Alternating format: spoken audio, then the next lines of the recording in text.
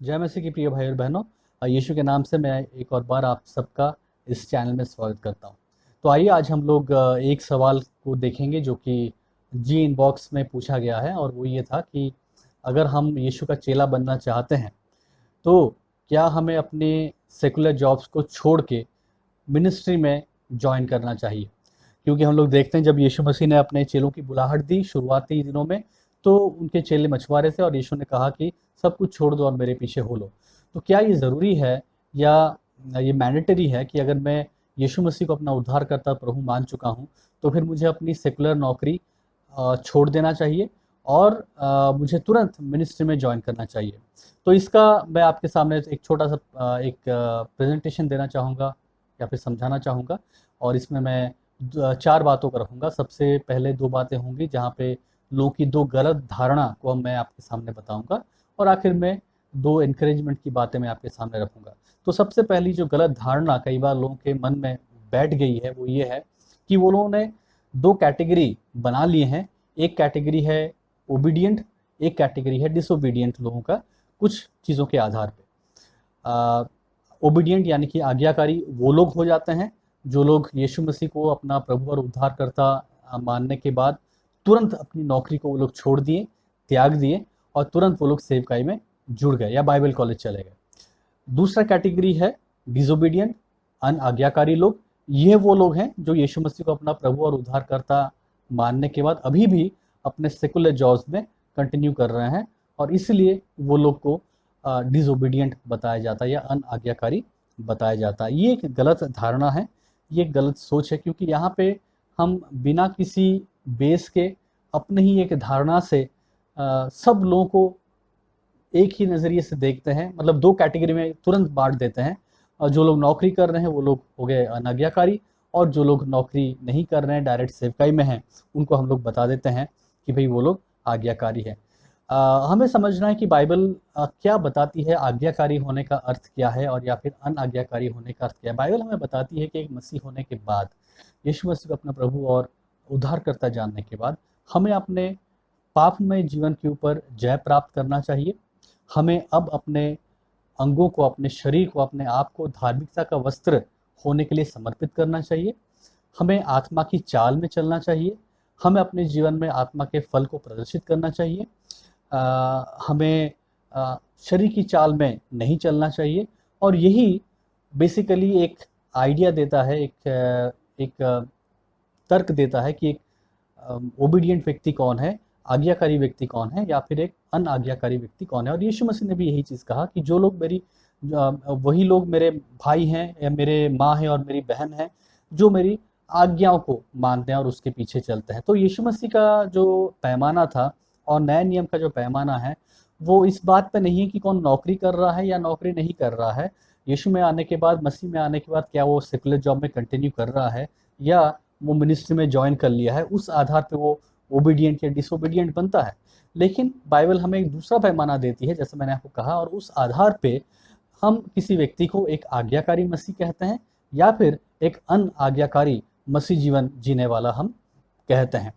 तो हमें देखना ये भी है कि जिस तरह पौलुस हमें बताते हैं पहला कुरिन्थियों और 7 अध्याय और उसके 20 पद में कि जो भी व्यक्ति जिस अवस्था में था उससे उसी अवस्था में ही रहना चाहिए जब वो प्रभु में आया। तो वहाँ पे हम संदर्भ में जाते हैं पहला कुरिन्थियों उसका 7 अध्याय और उसका 20 पद, वहाँ पे हम खतना और खतना रहित के संदर्भ को देखते हैं कि वहाँ पे पौलुस कहते हैं कि अगर कोई व्यक्ति खतना रहित है, यानी कि खतना उसका नहीं हुआ है, तो अब वो प्रभु में आने के बाद उससे खतना अपने आप को कराने की आवश्यकता नहीं, और ये प्रूफ नहीं है कि वो अब आज्ञाकारी है। इसलिए जो व्यक्ति जिस अवस्था में है उसी अवस्था में वो रहे। और ठीक वही चीज़ हम उसका ब्रॉडर एप्लीकेशन जब हम अपने ऊपर लागू करते हैं तो हम ये भी कह सकते हैं यहाँ पे कि उसी आधार पे अगर कोई व्यक्ति नौकरी कर रहा है तो फिर वो नौकरी कर सकता है और उस नौकरी में कंटिन्यू कर सकता है। जिस अवस्था में वो है उस अवस्था में वो रहे। ज़रूरी नहीं है, ये मैंडेटरी नहीं है, ये एक नियम नहीं है कि अच्छा अपनी आज्ञाकारिता को दर्शाने के लिए, अपनी आज्ञाकारिता को प्रूफ करने के लिए, साबित करने के लिए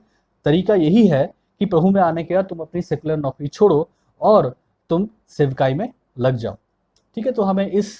गलत एग्जाम्पल को या फिर एक गलत धारणा को दिमाग से निकालना होगा, क्योंकि ये हमें फिर एक गलत चीज़ के द्वारा बंटवारा कर देता है कि कौन आज्ञाकारी है या फिर कौन अनाज्ञाकारी नहीं है। हो सकता है कुछ लोग ऐसा इसलिए सोचते हो क्योंकि उन्होंने कई बार कोई रिवाइवल मीटिंग में, कोई मिशन मीटिंग में ऐसी गवाहियाँ सुनी हो जहाँ पे लोग गवाही दिए हैं कि जब मैं प्रभु में आया तो परमेश्वर ने मुझसे बातें की और फिर मैंने तुरंत अपनी नौकरी को छोड़ दिया और मैं सेवकाई करने लगा। मेरे शुरुआती दिनों में बहुत मुश्किलें हुई, बहुत तकलीफ हुई, लेकिन मैं प्रभु में बना रहा और परमेश्वर ने मेरी सेवकाई को आशीष किया और आज मैं एक बहुत मैं अच्छे से सेवकाई कर रहा हूँ। तो कई बार ऐसी गवाहियाँ हमें प्रभावित कर देती हैं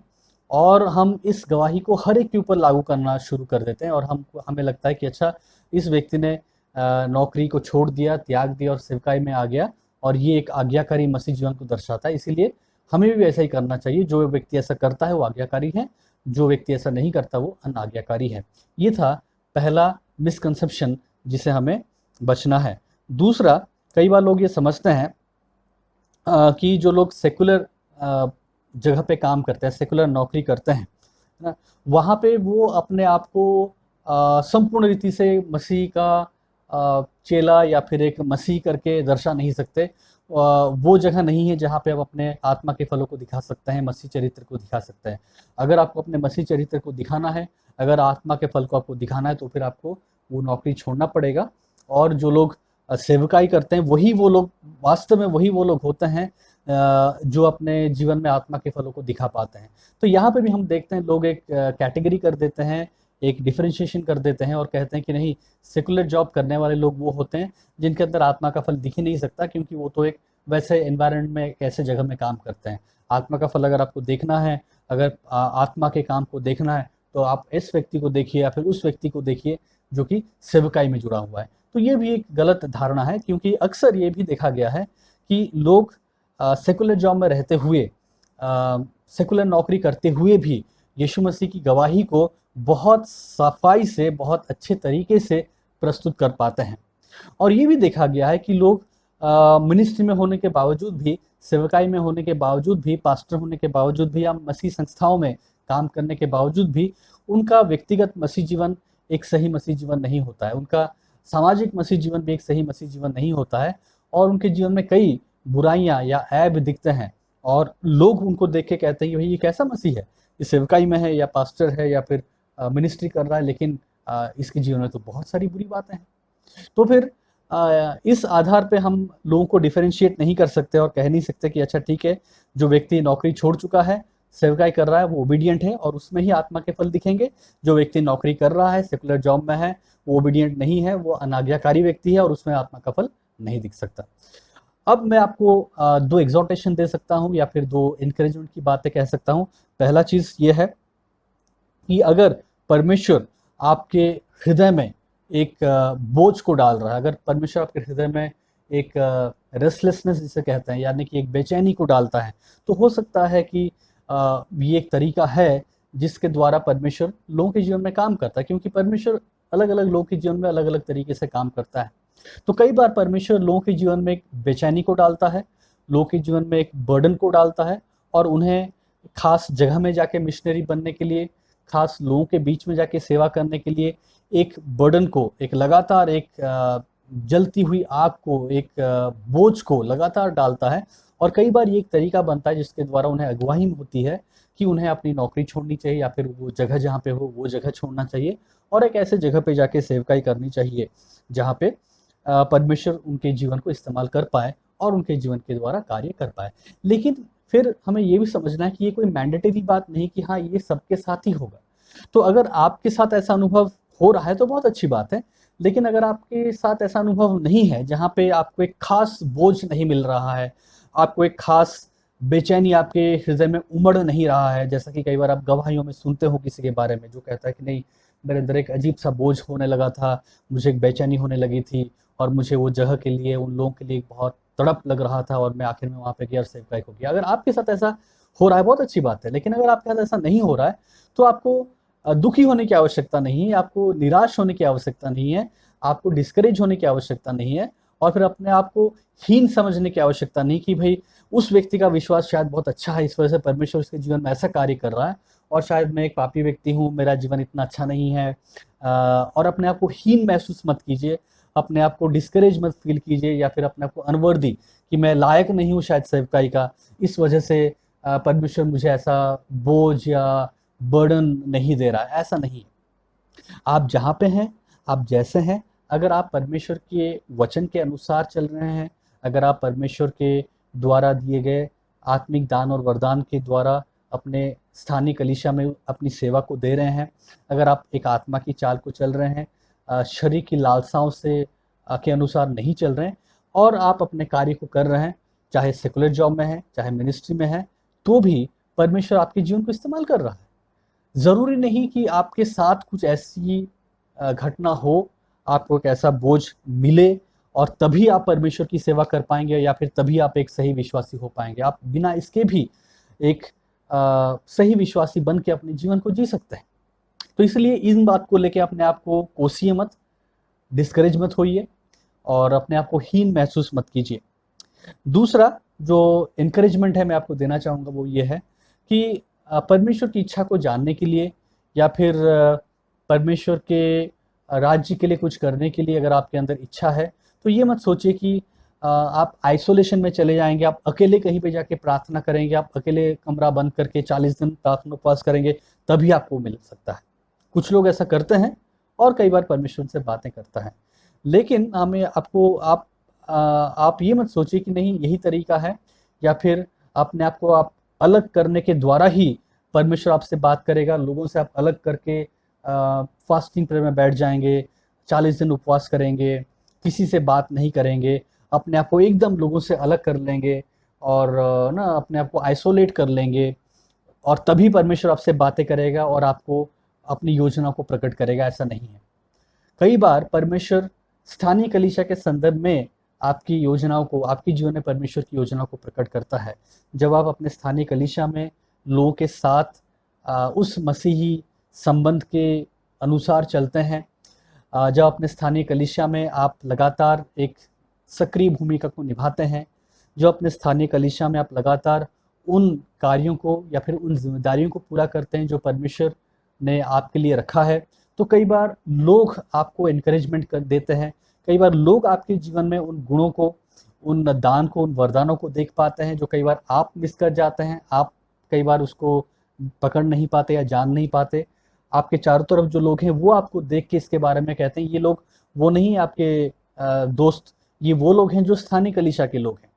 छुटकारा पाए हुए लोग, सुसमाचार पे विश्वास किए गए लोग, स्थानीय कलीसिया के प्रति जिम्मेदार लोग, स्थानीय कलीसिया के प्रति जवाबदेही लोग, स्थानीय कलीसिया में अधीनता का जीवन जीने लोग। ये लोग के झुंड में, इस घराने के बीच में जब आप अपने जीवन को जीते हैं, कई बार वो लोग आपके जीवन को देख के, कई बार वो लोग आपके जीवन को देख के बताते हैं और कहते हैं कि भाई या बहन आपके जीवन में परमेश्वर ये दान और वरदान को दिए हैं क्योंकि आपके जीवन हम ये देख पा रहे हैं।